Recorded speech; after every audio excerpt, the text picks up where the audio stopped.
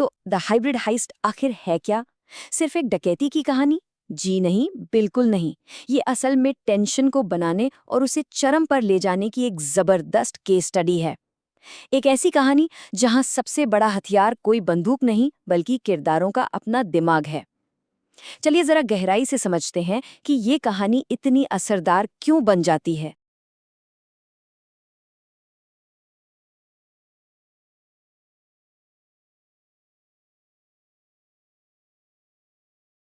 कहानी की पहली लाइन ही टोन सेट कर देती है। साफ हो जाता है कि असली खेल गोलियों की आवाज का है ही नहीं, असली खेल तो दिमाग का है। खतरा उस शोर में नहीं है, खतरा तो उस गहरी खामोशी में है जब हर चीज दांव पर लगी हो। समझिए, ये कोई सीधी सादी एक्शन फिल्म नहीं, बल्कि एक दिमागी खेल है, एक साइकोलॉजिकल थ्रिलर। सीन है डकैती से ठीक एक रात पहले का। हवा में जबरदस्त टेंशन है और प्रॉब्लम एकदम साफ है। सवाल सिर्फ एक है, यूनियन रिजर्व को लूटना कैसे है, और उससे भी बड़ा सवाल, जिंदा बचना कैसे है। पूरी की पूरी कहानी इसी एक सवाल के इर्द गिर्द घूमती है और हर किरदार की किस्मत भी इसी से जुड़ी है। और बस यहीं से शुरू होती है कहानी की असली खींचतान, उसका सबसे बड़ा टकराव। ये सिर्फ दो प्लान्स की लड़ाई नहीं है दोस्तों, ये दो अलग अलग सोच, दो अलग अलग फिलॉसफी की टक्कर है। Loud versus silent. ये दोनों प्लान्स असल में अपने किरदारों की परछाई हैं।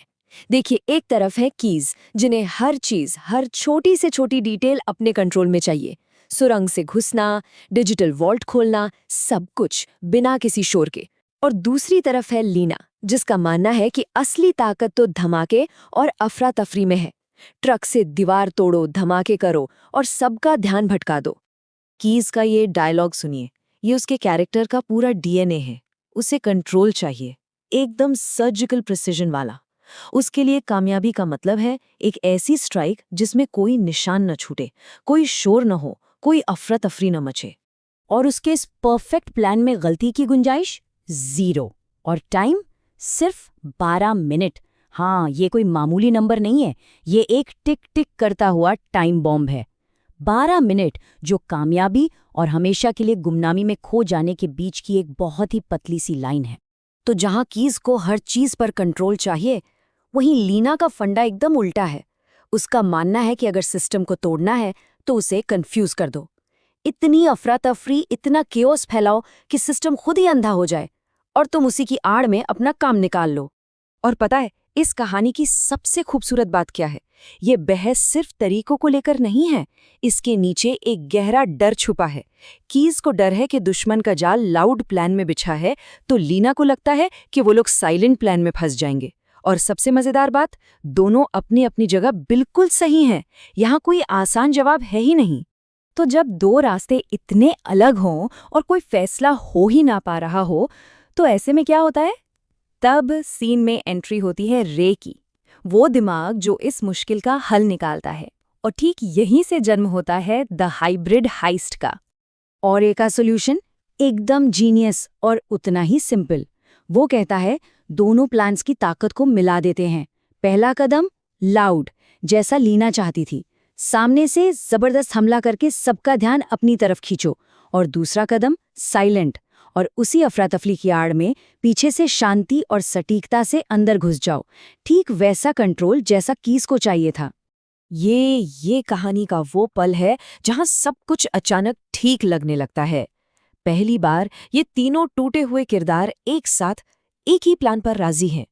इस बिखरी हुई टीम के लिए ये उम्मीद की एक छोटी सी किरण है। और हमें भी एक पल के लिए लगता है कि हाँ, शायद ये लोग कामयाब हो जाएंगे। लेकिन एक अच्छी कहानी इतनी सीधी साधी कहाँ होती है ना?